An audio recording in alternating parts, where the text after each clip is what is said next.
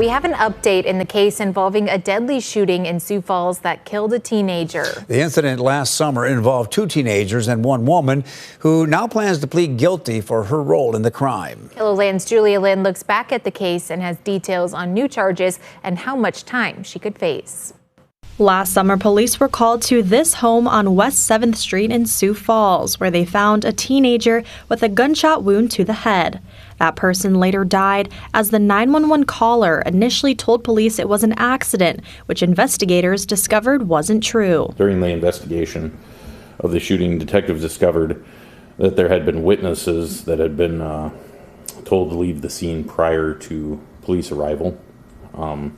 Detectives were able to track down these witnesses, and through interviews and a preliminary investigation of the scene and the body, it's determined that this gunshot wound was not self-inflicted.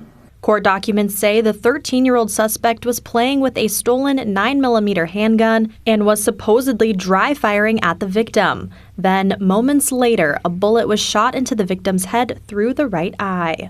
It all happened in 34-year-old Savannah Randall's home, and she initially faced 12 felonies, including child abuse and accessory to a felony. However, now she's planning to plead guilty to contributing to the delinquency of a minor and misprision of a felony, which are both misdemeanors.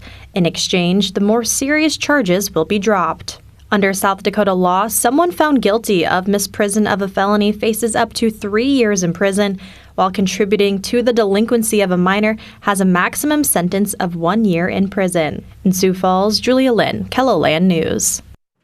Since the alleged shooter in this case is a minor, police were unable to share updates. Randall has been out on bond but is set to be back in court on Monday to enter her plea in Minnehaha County.